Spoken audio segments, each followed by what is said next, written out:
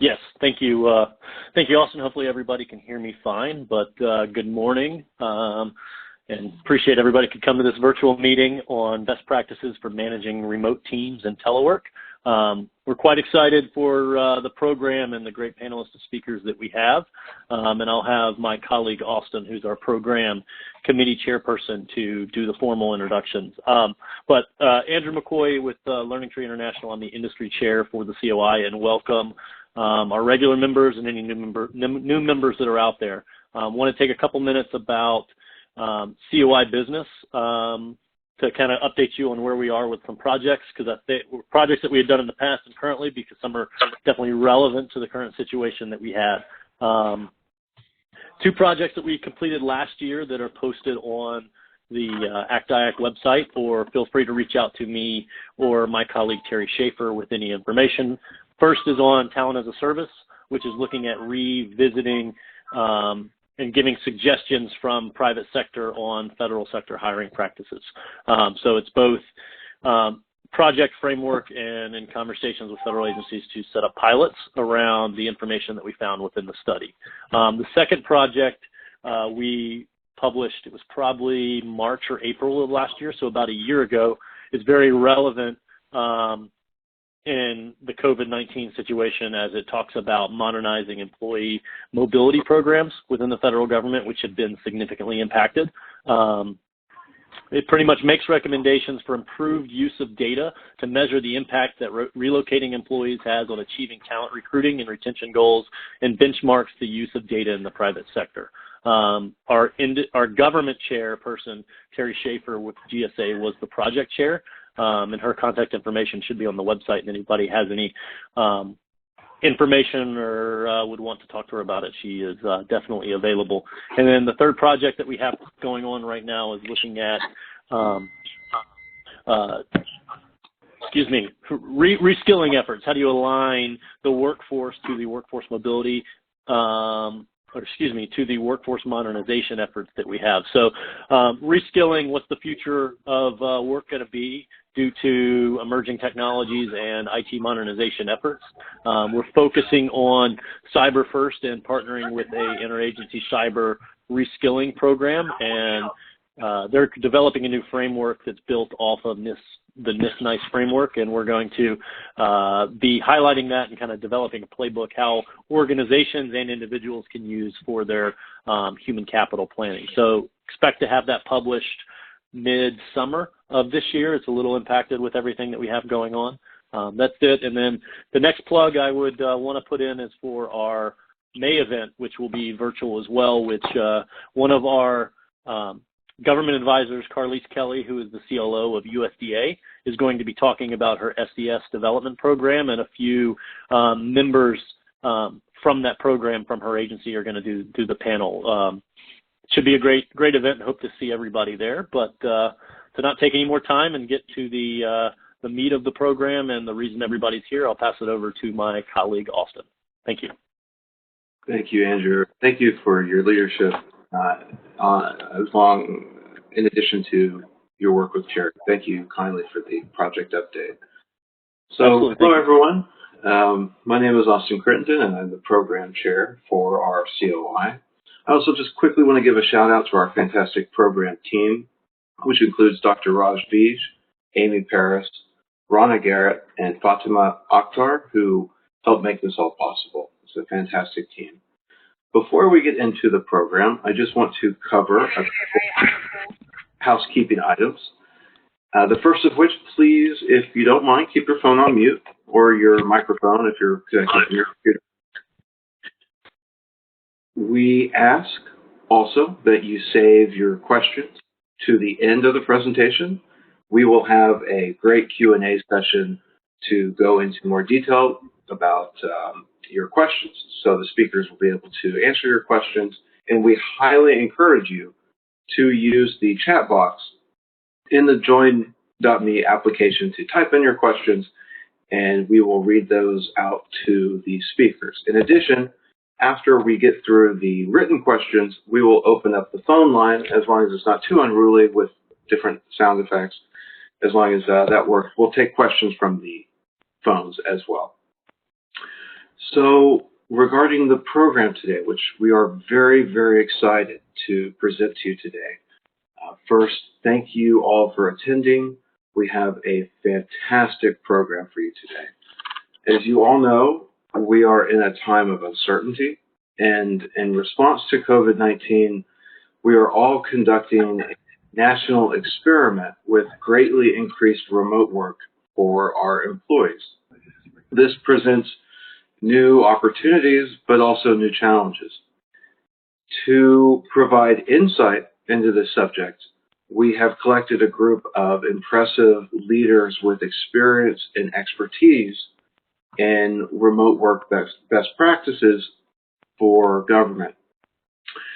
So to start our presentation, first we have Alex Sobel, who is a consulting engineer for 18F, GSA's digital service delivery agency, along with his colleague, Nick Ning, who is the product designer at 18F.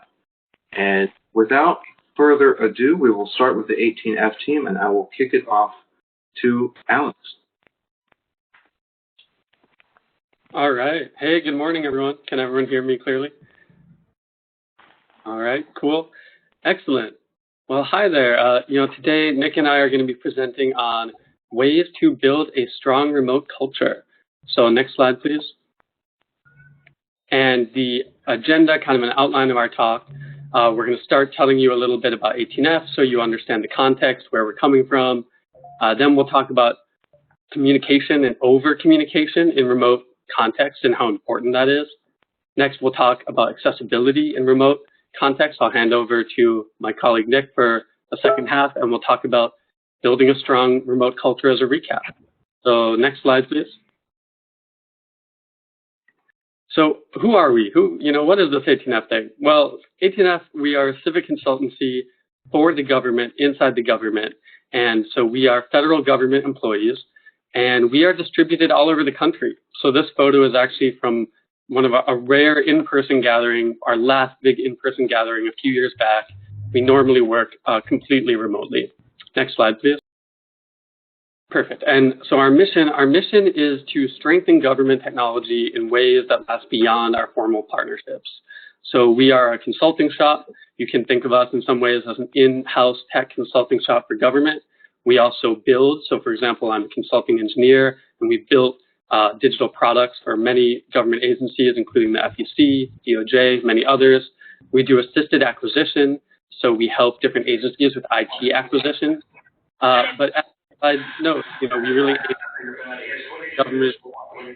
Ooh, sorry. There's someone who's unmuted, but getting a lot. Hey, just a quick global comment. If everyone could mute their phone or microphone, please. Thank you. Perfect. And as the slide notes, when we do these engagements, consulting, building technology, assisted acquisition, we try to create change that lasts even beyond the formal partnership. So next slide, please. So this slide shows where we're located around the country. As you can tell, we got a strong DC area contingent, but we have many teammates in California. Nick and I are calling in from Chicago. We have teammates in Idaho, Wyoming, all over.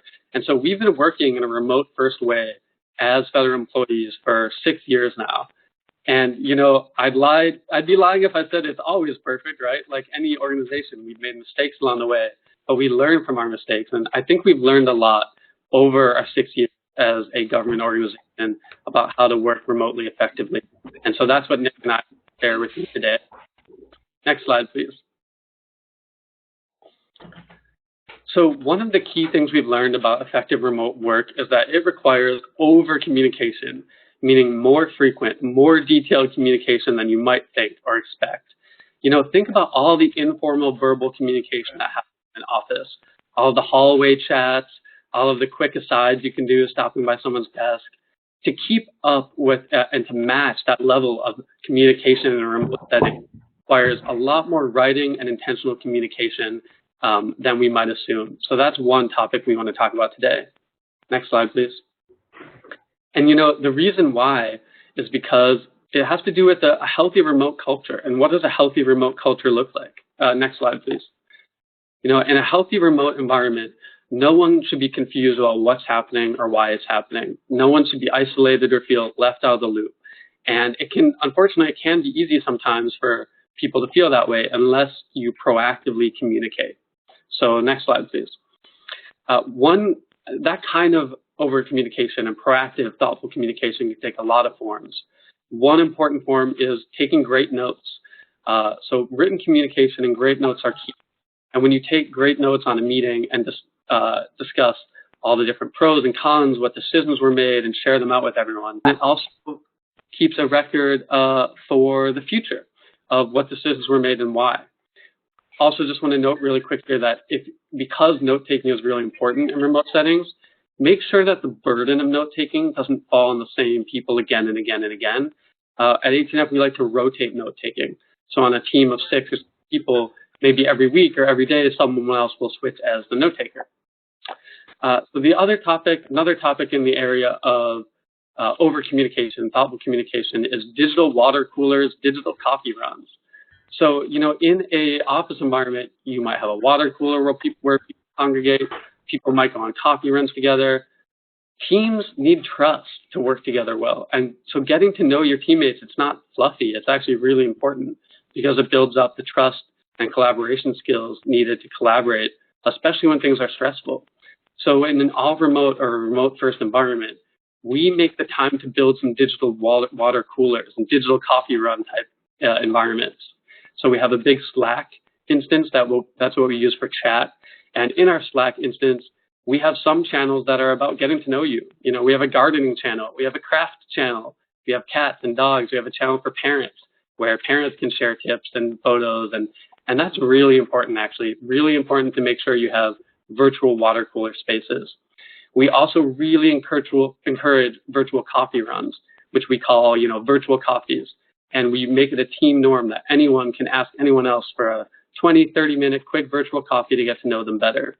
We really encourage new teammates to do lots of virtual coffees to get to know people throughout the organization because you have to build a strong team to work together effectively. Next slide.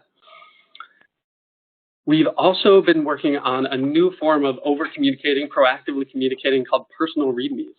So, in software, readme is the documentation that tells you how to start using and understanding a new piece of software.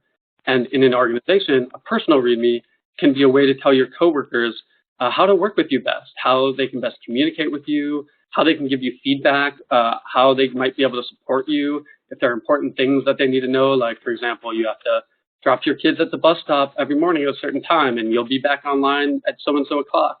That's an important thing for your coworkers to know so that they can support you and communicate in ways that help you contribute most effectively. Next slide, please. And we actually have a blog post up on our ACT-IAC blog about this practice, and it includes a lot of examples of why this is important. At ACT-IAC, we work on small project teams that change often, teams of 2 to 8 people. So it's important that we keep getting to know each other and form strong teams. So I think that's part of why we proactively share out this information in READMEs. And it can even help with your career growth. If you feel comfortable, talk about your strengths and your weaknesses in your READMEs, or your strengths in your growing areas. If your teammates know about areas where they can help you grow, they can help you grow faster. Next slide, please. So on the website for this event, we actually have a README template that's been uploaded as a PDF. And so this is our template. It includes all our sections and prompts. And if you want to try writing a personal README for yourself or spread this practice in your own organization, we hope that you feel free to use the template and try it out, fork it, and let us know how it goes. So with that, I'll be handing over to my colleague, Nick. Next slide, please, and over to you, Nick. All right, so we're talking about accessibility. So not everyone communicates the same way. When you work to make remote model inclusive, it's best if you can decenter yourself, your norms, and your experience, and start thinking primarily in terms of others. For example, how would a person in an auditory process sort of experience a video meeting, a deaf person, a blind person? What avenues are there to make communication effective between all people?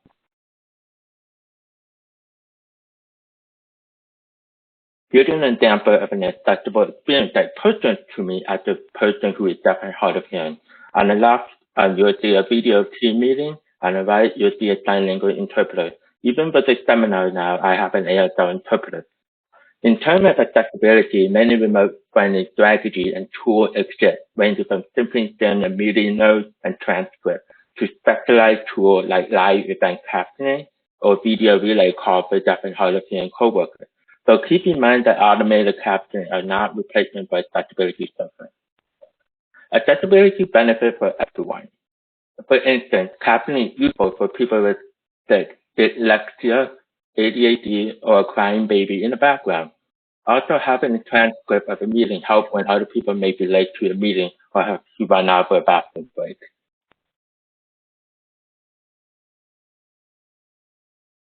Next slide. Culture. So now accessibility enables a stronger remote culture. Now we take a broader view of culture. Given the current event, we hear a lot about resilience, but typically means to recover and bounce back to a previous state. However, what we could hear more about is its adaptability, being able to adjust to new conditions, and potentially for some of you, a new norm. So remote culture that is strong and adaptive will be able to weather a crisis together. That kind of remote culture doesn't just happen. So unless leaders and teammates put in the work to build a remote culture that is strong and adaptive, remote work can leave teammates feeling left out, hurt morale, and hurt productivity.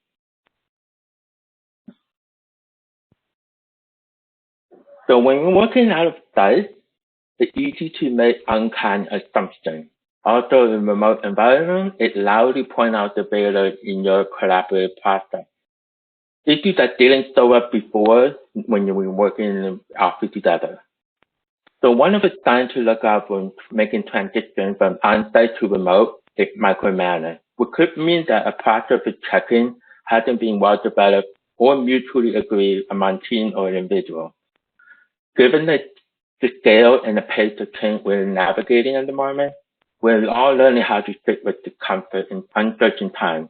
To combat uncertainty, we need to focus on creating an environment that fosters trust and transparency, especially when we're not several feet away from each other in the office.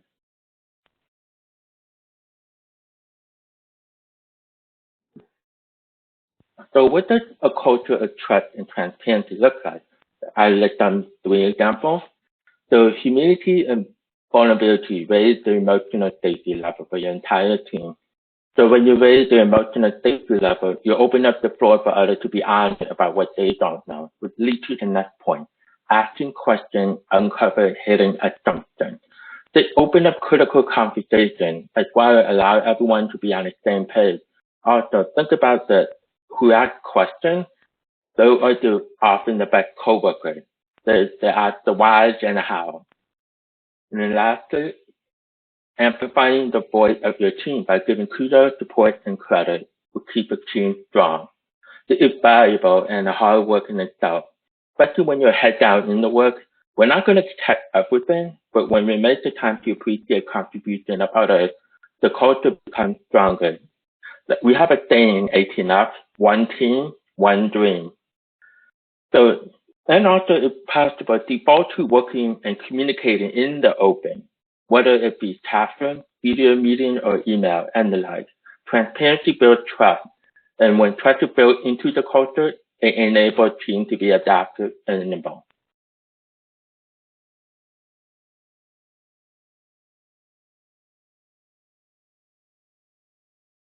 So last, it's okay to fail along the way. Don't beat yourself up if it's choppy in the beginning. Remote skill and culture take time to build. They don't suddenly grow overnight. And I would want to say thank you all for your time, and feel free to get in touch either in email or Twitter. And I pass it on back to Austin and Nasty. Thank you, Nick and Alex, for the fantastic presentation. I am very excited to introduce our next speaker, Margie Graves. Margie Graves was the former Federal Deputy Chief Information Officer. Prior to coming to the White House, he was the Deputy CIO at the Department of Homeland Security. And along with our next speaker after Margie, Jeff, these are both individuals that make you ask, really, what didn't they do? They're extremely accomplished and insightful leaders. Just Google them. They have amazing backgrounds and written material online. And without further ado, I will welcome Margie to the presentation. Thanks very much, and good morning, everyone. And thanks to the ACT-IAC COI team for bringing us all together this morning on this very important topic. I'd like to start, if you could change it to the next slide, please. I'd like to start with the positive thought that investments have been made in people, process, and technology over the last several years within the federal government, and we've been on this digitization journey for some time. We've also put in place support mechanisms that allowed agencies to upgrade their infrastructure, to improve the way that they interact with citizens, with businesses and other government institutions. Primarily, I wanted to emphasize the fact that we've gone beyond automation, and we are trying to interact with each other on a regular basis in the digital age, much as you would expect to interact with your bank or any other institution that you deal with in these days and times. Yeah, I turned the computer off entirely, so I don't think there's anything. Gotcha. Thank you. Strictly on my phone, which means I'm kind of flying blind in terms of the slide progression, but somebody can help me with that. Okay, so one of the things that we discovered was we needed to put support mechanisms in place like the MGT Act and the Technology Modernization Fund, also other transactional authority for acquisition and streamline acquisition of talent capabilities too. We had to put all of those in place in order to enable this digital journey for our various agencies. And again, when we got into that, once we started working with the technology part of the equation and how to fund it and how to procure it, we also discovered that there were barriers to information that were defined by the organizational boundaries, the business processes, the regulations, and policies. So we went and we tackled those in the sense of being able to put out policies like Cloud Smart, Cyber, and the data strategy that gave people more flexibilities and more license to change the way they imagined their businesses and their services and their delivery.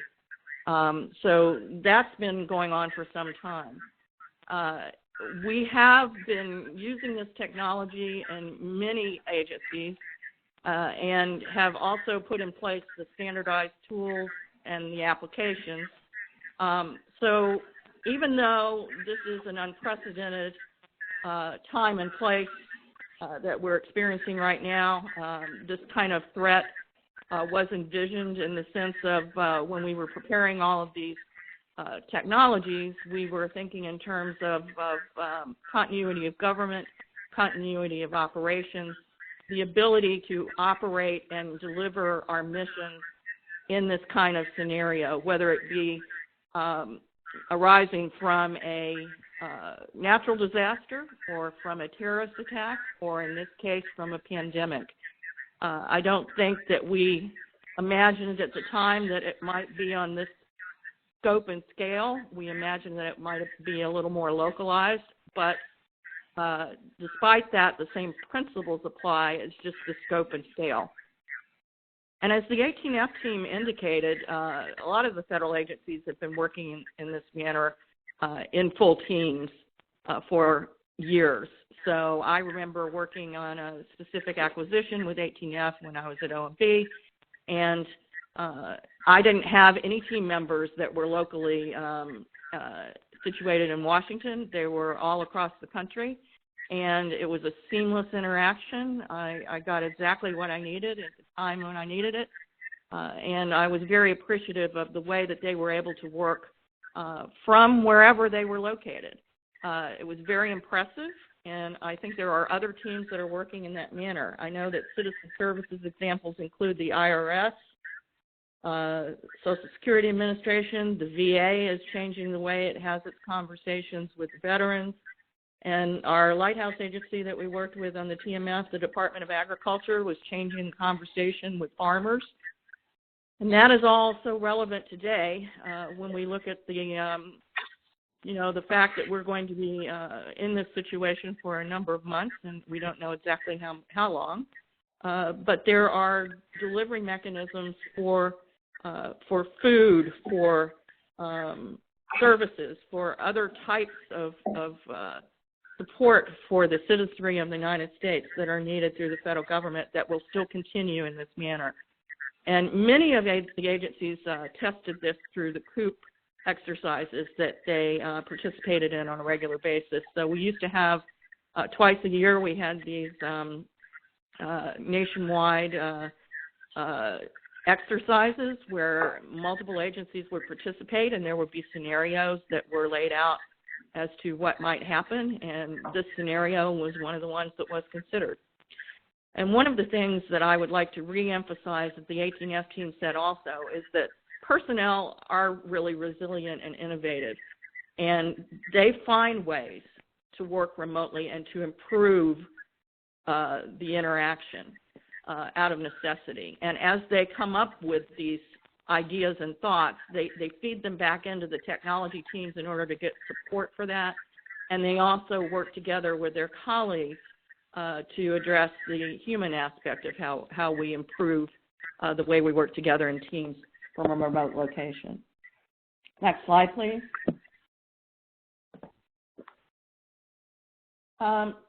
So we can, of course, leverage the technology. The technology is usually the easiest piece. But behavior, changing behavior and having people be comfortable in working in this manner and cultural change is probably a little more challenging. But if you normally have certain interactions in the office, I would encourage everyone to behave as if. If you normally have huddles or brainstorming sessions with certain colleagues during the day, and you would normally just gather those people in small huddles in the office, you can gather them in small huddles in chat rooms and meetings. Try to keep the formal meetings to a minimum and make sure that there is balance where people can get their individual contributions completed during the day also. But using your web-enabled primary systems that you use for your mission is also important. It's not just about the collaboration tools like Microsoft Teams and Google Hangout and Slack.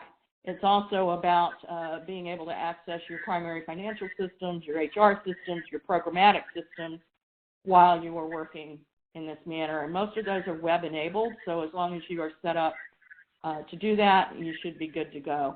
And that means bookmarking your organization's sites to help you do that, and to understand that you should have your help desk at the ready, because inevitably there will be the occasional glitch. We've worked through a couple of them this morning, but you notice that they don't stop us. We just keep rolling, and we keep communicating, and we figure it out.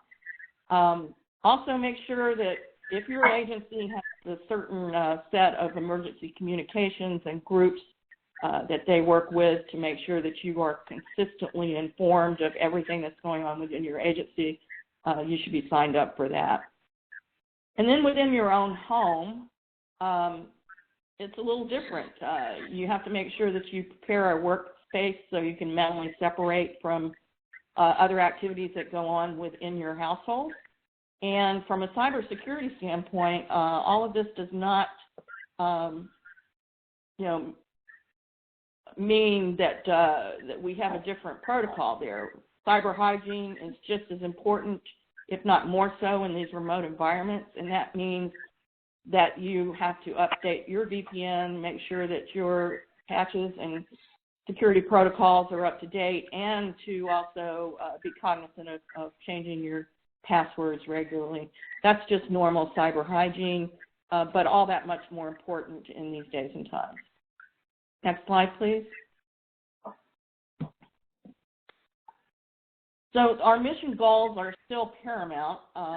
There are adjustments and alignments and realignments that may occur if your agency has a particular role in the pandemic response, i.e. they may realign certain resources that normally don't have roles and responsibilities for that area, but they may realign them to the response given the circumstances. So being aware of the clarity of purpose, the expectations and outcomes for your mission, your normal mission, your day-to-day mission, and how you serve citizens and the public, as well as what you may have to do extra and different for this particular pandemic response is paramount. The roles and responsibilities for both individuals and teams, understanding the end game and the goals, and then giving people license to work within that framework to be innovative and creative to meet those goals. And then the communication and documentation, as was previously mentioned, is very critical. During this time, we can actually redesign and reimagine the work to leverage some of the digital parameters. We were talking when we were preparing for this seminar to understand what the cultural change is going to be. We may want to continue some of these practices and consider areas of work that weren't normally considered to be eligible for remote and digital enablement should be reconsidered. The ability for people to change their mindset and to be comfortable working in these environments will be reconsidered. And I would expect that we won't necessarily revert to business as usual. This may give us the impetus to change long term and to take advantage of some of the positives that are available by using remote environments, including being able to bring pools of talent into the equation that aren't necessarily co-located. And that's actually a positive. So if we start with the mission objective in mind, we're not limiting ourselves by the way we've always done it, by the existing workflow. And then we make sure that we use AI and robotics and other augmentation capabilities to reimagine that workflow, using user-centered design principles as we redesign that workflow, and then recognize that we've been given some flexibility for perhaps changing the rules. All of this is also relevant to how you work with your partners. So it's not just your internal team, it's not even just your normal constituency or your normal customers, it's also your contractors, your consultants, and the support functions such as finance, HR, and acquisition that support most of our programs. Next slide, please. So I'd like to close with a couple of flexibilities that have been afforded to us just recently. Obviously, in these times, there were some quick guidance documents that were put out by the federal government in 2016, which realigns resources, allows for telework, and endorses the FEMA National Response Framework. And then in 2019, harnessing technology to support mission continuity, directs the use of these tools and risk-based decision-making for cyber, and gives facts and references for specifics. Both of these memos are available online, so I won't go into the details of them.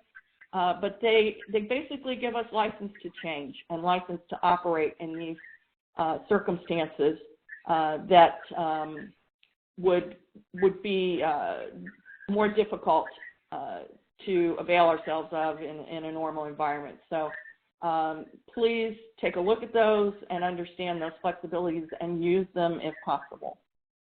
And with that, I'd like to say I'm really pleased to be here this morning, and I'm going to turn it back over to the team to go to the next speaker. Thanks.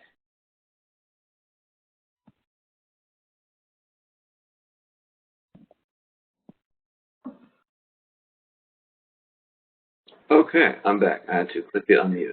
Thank you kindly, Margie, for the great presentation.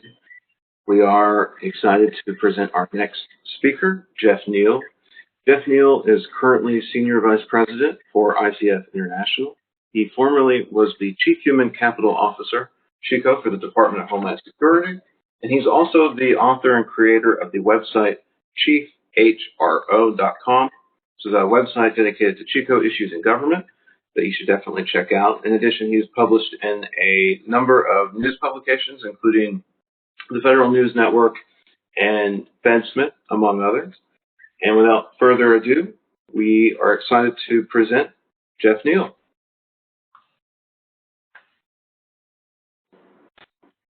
Can you hear me now? Yes, fantastic. Jeff, Okay. that's you, correct? Yeah, I just called in instead of using the computer. It was showing me as unmuted, but not unmuting me. So now I can get started. Great, thank you. One correction, Austin, on your intro. I left ICF about 4 months ago, so I'm not there anymore. Could you go to the next slide, please? So one of the things that I think is really important about working from home in the federal government is that telework rules are really changing as a result of the pandemic. A lot of agencies have been fairly restrictive in the past on telework. Some agencies in the last couple of years have actually been moving back away from telework and trying to push themselves back into the 20th century. So this has forced people to start being a little more realistic about telework and what can and can't be done from home. There's nothing like having no choice to make people get more flexible. One of the examples is that almost every agency's telework policy very specifically prohibited using telework and taking care of kids or aging parents or someone else at home while you're working. They thought that you weren't able to work and take care of someone. Now most of the agencies are being much more flexible on that and recognizing that people simply can't take a kid to the daycare center now, that they have to be able to keep their children at home and work at the same time. So they are changing that. I think that may end up being a temporary change. A lot of agencies that didn't like telework to begin with will probably revert back after this crisis is over. But that is a change that a lot of agencies are making now. It's also something that does mean that people need to adjust their work hours. You know, if you're at home, you're taking care of someone else, and you spend 2 or 3 hours during the day doing that, then you're supposed to expand your work day to add 2 or 3 hours to make up for that time. So that's something that's important that's happening now. Also, the jobs that are eligible for telework are changing in a lot of agencies. As I said earlier, they the necessity is the mother of invention, and so now they're finding they have to let more people telework. That's something that I think we may see continue beyond the pandemic. It's agencies that were more expansive in their telework options are the ones that were much better prepared for this pandemic. The ones that were really tight about it were not very well prepared. And while they may have been looking at telework as a benefit for employees, they were overlooking the fact that it's also a huge continuity of government tool. And a lot of agencies built telework into their continuity of operations plans, and they were better prepared. So the agencies that were not well prepared may be less likely to go back to being unprepared because they're not going to look particularly good when that happens. One thing that's really important is to find out what the current rules are in your agency. And I would suggest talking to your HR folks, talk to your supervisor, check your agency's website, and look and see what kind of changes have been made. And also, if you're finding things that simply realistically don't work for you, bring them up. And don't stop at your supervisor. Feel free to bring them up with your HR folks as well. Next slide, please. There are a lot of places to look for information on telework. One is agency policies. And frankly, the agency policies are some of the most important things. The OMB policies are government-wide, and like a lot of government-wide policies, they give agencies a lot of flexibility to do what they want. The more recent OMB guidance on telework during the pandemic has actually given most of the authority to agencies. So it's nudging them in the direction of doing a lot more telework, but it's not mandating it in a way that's particularly enforceable. So the agency policies are really critical. Another thing that's really critical is what your supervisor says. We still have a lot of supervisors in government who are kind of stuck in the previous century and don't like telework. And they didn't like telework before. Some of them still don't like it, even though realistically it's the best option for workforce safety. So you may find that although OMB says to do more telework and your agency says to do more telework, your supervisor might be saying, no, I want people to be in the office every day. I want people to be in the office in cubicles side by side while I sit in my private office. And so that's something that you should feel free to push the up button and complain about it if you're not being allowed to telework, even though your agency is saying we're expanding telework. I think that's really important.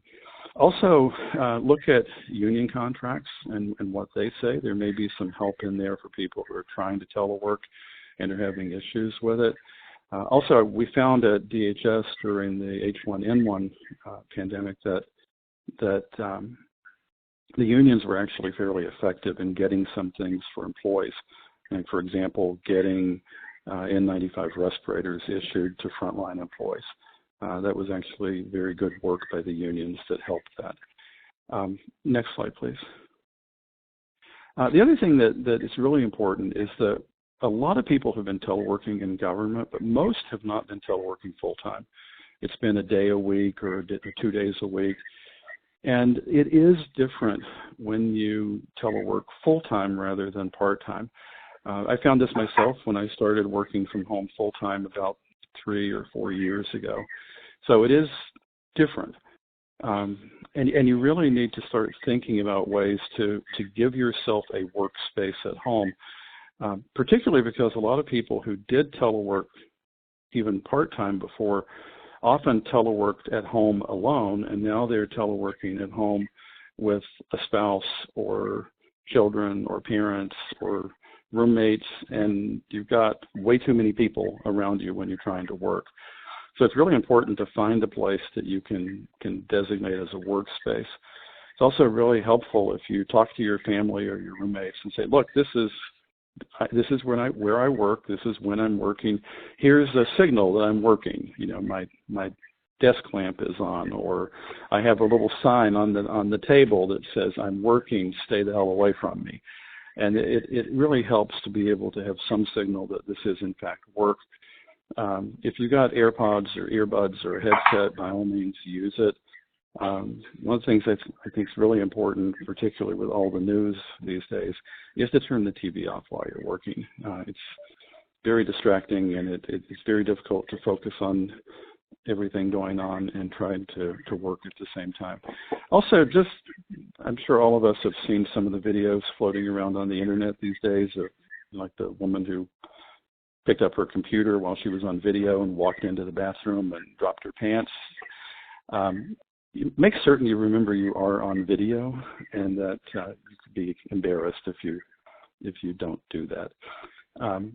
And then the other thing is that you may have other people in your house who are working from home too, and you need to respect their boundaries. So this is an adjustment for a lot of people. And again, it's very different doing work from home full-time from doing work from home a day or two at a time. Next slide, please. One of the other things that both of the previous, all three of the previous presenters have mentioned is taking breaks and not getting so focused on work. One of the things I found in looking at telework programs over the year is that a lot of people who were really dedicated employees actually ended up working more from home than they did in the office. They would get kind of obsessed with something they were working on, and before they realized that it was 8 o'clock in the evening and they were planning on quitting at 5. So it's important to take breaks, be aware of the time that you're spending on things. One of the things I've found that's actually very helpful if you've got something wireless to use while you're talking on a call is just get up and walk around. Walking around while you're talking is a great way to get a break. And if your agency permits it, break up your workday, particularly when you're working at home. There's nothing at all wrong with having 8 hours crammed into a 10-hour workday where you take a couple-hour break at some point along the way, and that's something I encourage people to do. Next slide. Next slide, please.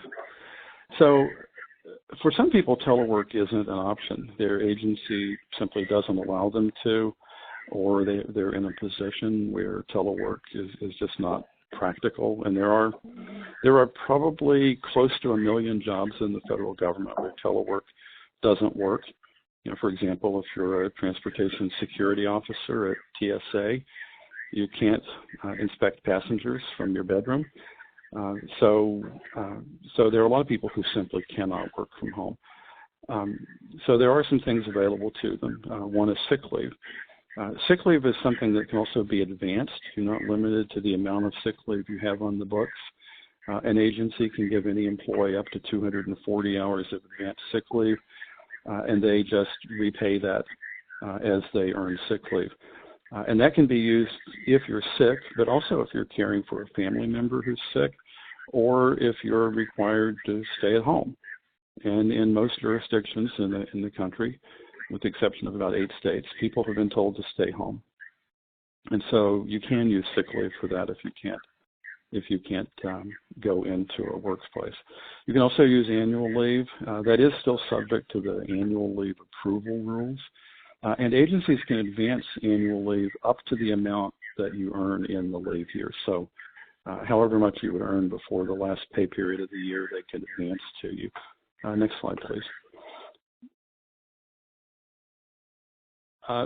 Something that's new now is weather and safety leave.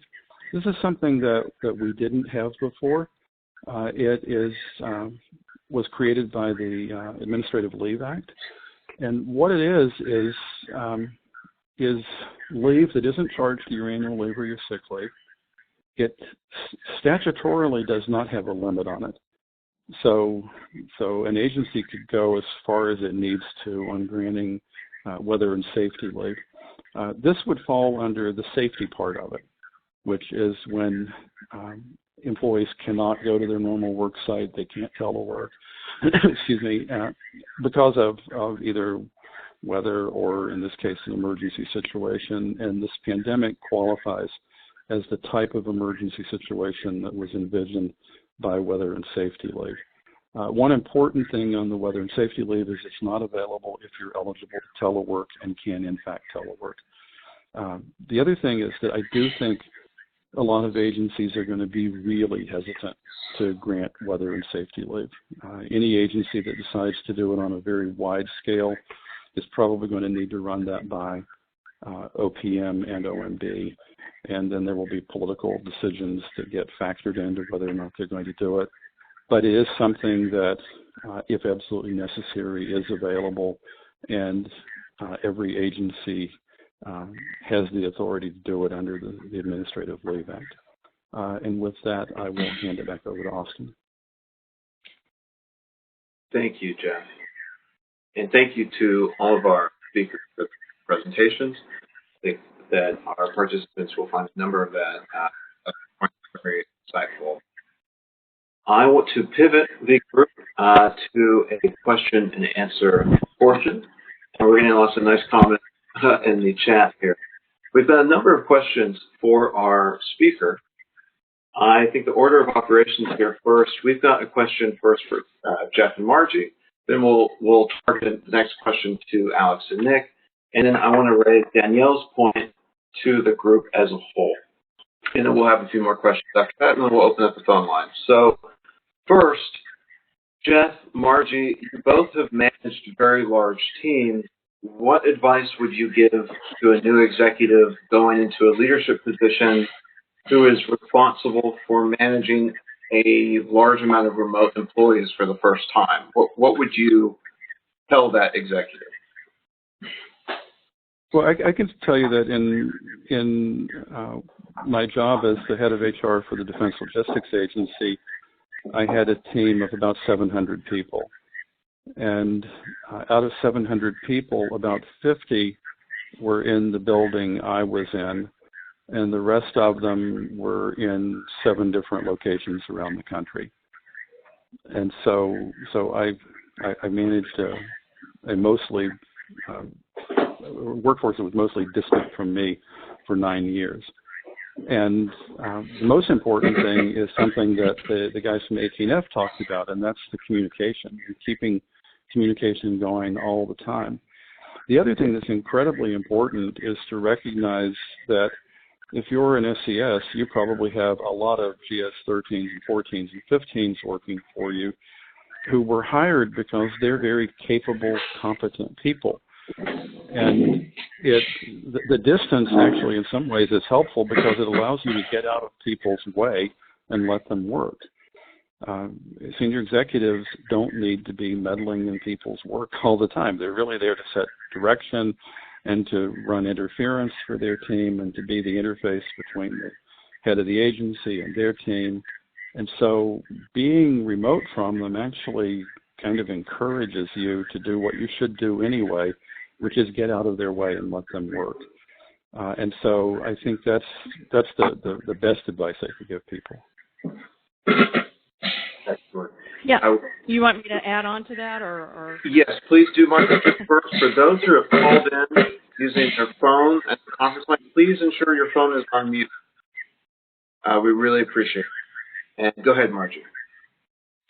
So to follow on to what Jeff said, I think one of the major factors for people working in technology organization is a lot of our goods and services are provided by contractors and vendors that have very large operations, and you should have a very clear communication path that should have been executed on a daily basis even when you weren't working remotely, but most of those services and goods that are provided from a technology standpoint rely on vendors. And your ability to be able to seamlessly work with those partners to be able to troubleshoot when technology glitches occur and to be able to have smooth running operations regardless of location is a critical aspect of the way that you operate, both contractually and what you're allowed to do, and also just your day-to-day communication and your seamless integration of your employee federal teams with the vendors, so that it's one team, one fight when the red flag goes up, or in any given situation. That happens when you're in the office. It should happen when you're all located remotely. Also, to Jeff's point, giving the leadership intent and having a framework in place, somewhat like we had at OMB for the President's Management Agenda. I know we had one at DHS for certain response capabilities.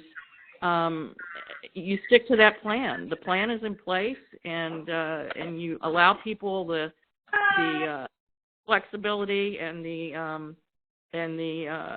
opportunity to be innovative in how they execute against that mission. And if there are certain ideas that come up during that process that ought to be put back into the equation and made common practice, then necessity like this always creates those opportunities, and people always come up with those ideas. So capturing those, I would say, as a leadership team is extremely important, because you don't know what's going to pop up until you're actually executing at this scale. Got it.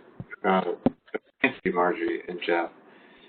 And we have a question for Alex and Nick next. And this is, Alex and Nick, you both work in an agency that's at the forefront of remote work technology. Could you speak to us about what may be the most interesting trend to you in 2020 regarding remote work technology? What are you excited about, or what's coming around the corner that we may not know about you?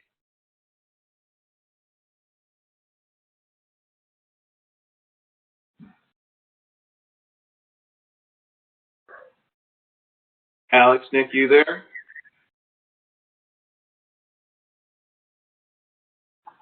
Hey, yes, we're there. We were just we were muted by the host, but now we're unmuted. All right, excellent. Yeah, that's a great question. I don't know, in my opinion, I think that remote work technology, the technologies you use are less important than the amount of practice and familiarity you have with them. So, for example, the more you can practice using technology smoothly to collaborate, whether that's chat or video, the smoother it will go. So, for example, that for many of us, I think this is our first time trying out this Join Me format. But hey, if we did this every month for a year, we would get really good at it. I think some specific tech trends we're looking at. First of all, Zoom is experiencing a huge surge in popularity, but also a lot of security scrutiny and scrutiny for their security practices, which aren't always best practices. So I think that's something that we're definitely looking at. And at 18F, we're really big fans of Slack. I think in some of the things that lets us customize. We have hundreds and hundreds of custom emojis, which we use to add kind of our own flavor and expression to it. So those are a couple of things. Nick, is anything you want to add, or you want to send me over chat? Oh, Nick is having a little unmute problem with his browser. So yeah, I think that would be my answer. Thank you, Alex. And I want to open this up to all of our speakers today. Danielle had a great point that I want you guys to respond to if you have a thought. She mentioned that another consideration is the impact that telework has for women, especially in enabling possible flexibility and job satisfaction changes for women. She says that telework is an equalizer and enabler for women. And it's a great point. And I wanted to raise the speakers if they had any thoughts on that point.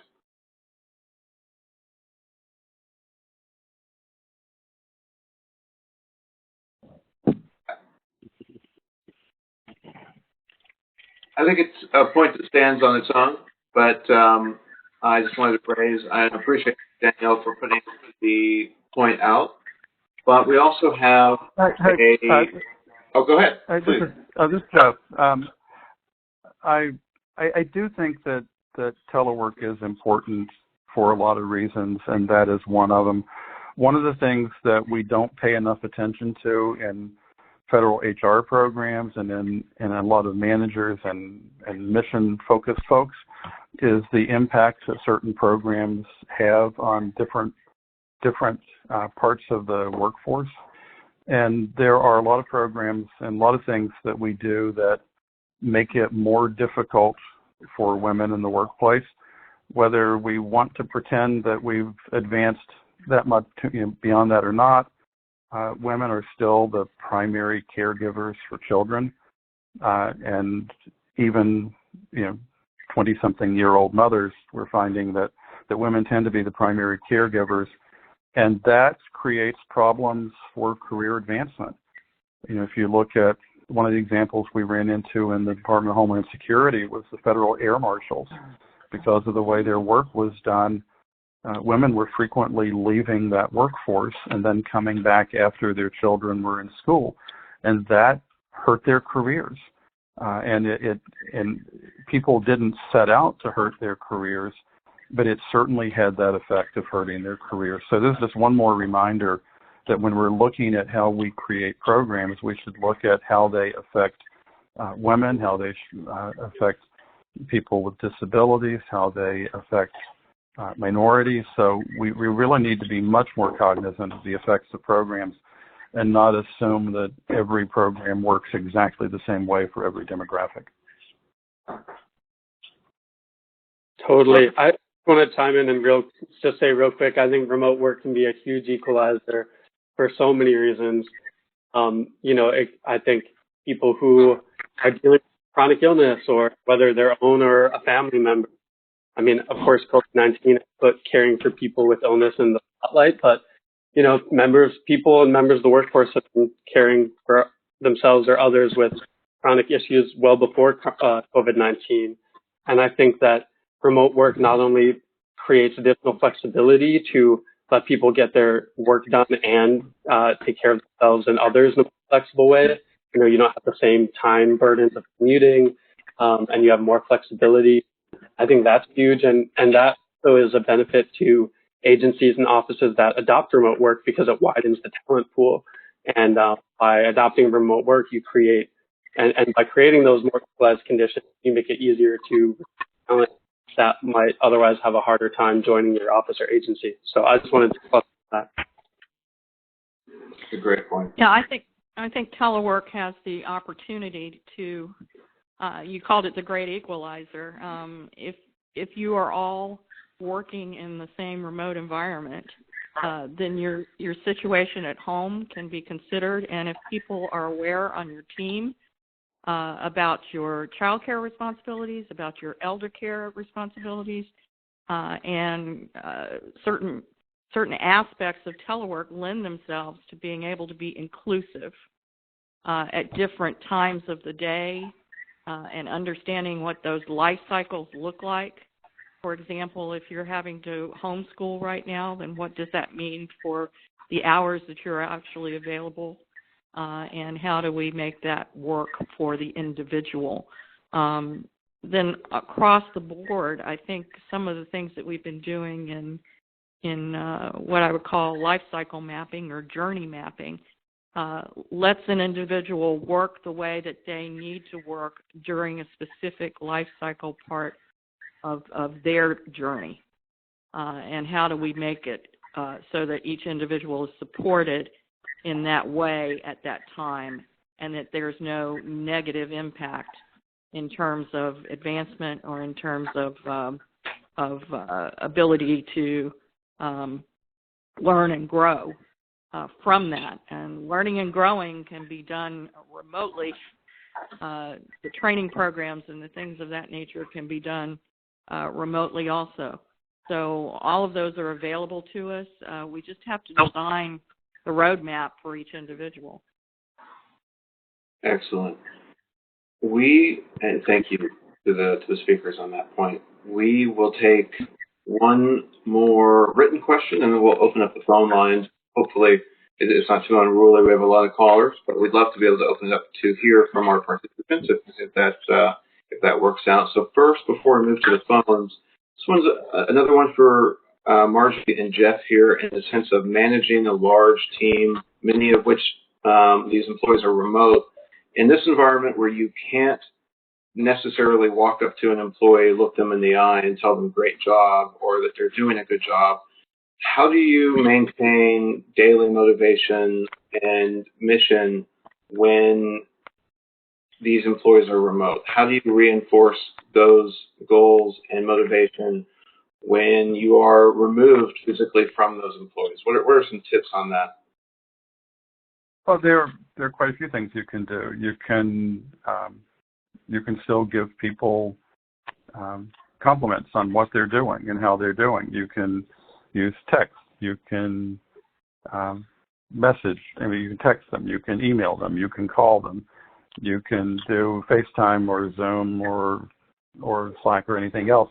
I mean, there are a variety of ways you can communicate with people. You can create programs that make it possible for people to be recognized that you don't necessarily see. You know, when I'm sitting in Virginia and I've got 300 people sitting in Columbus, Ohio, I don't see what 300 people are doing. I was seeing, what the small number of people I interacted with on a regular basis were doing. So at DLA, we created peer recognition programs because we thought that the people you work with are the ones who know how you're doing more than your bosses know how you're doing. And so we created some fairly substantial peer recognition programs to make certain that when people were doing really great work, that the people who knew the most about it were able to get that recognized. And so you can do a lot of things like that. And even even little things like using emojis in your text, which might seem silly to some people, actually conveys some emotion and lets people know what you're thinking.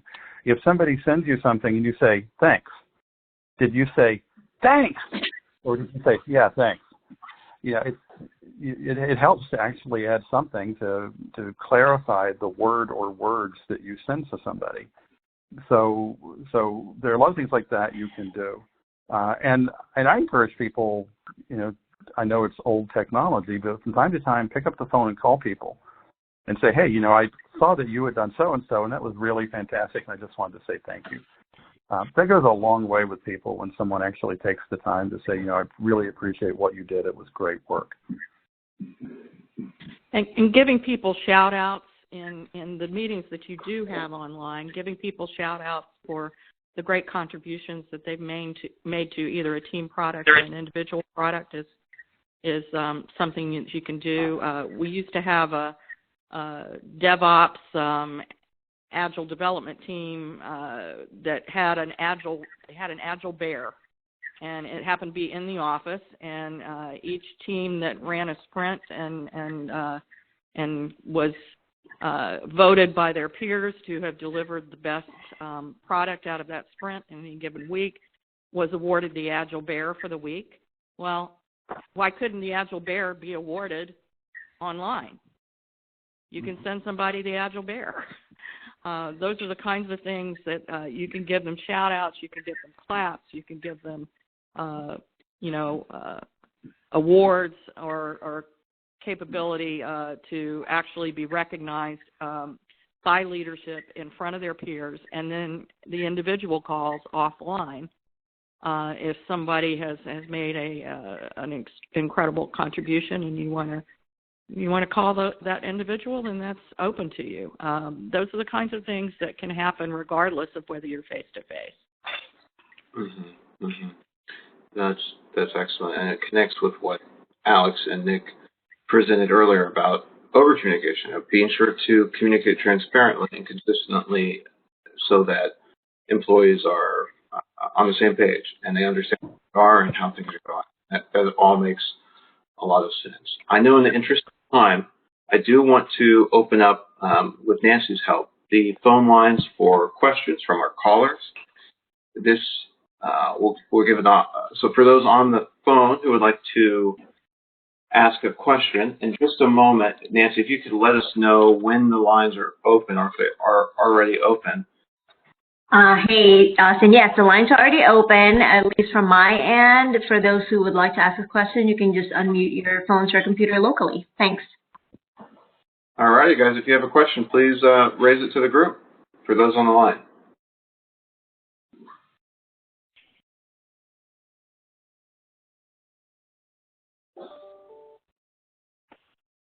We got someone calling from Wisconsin.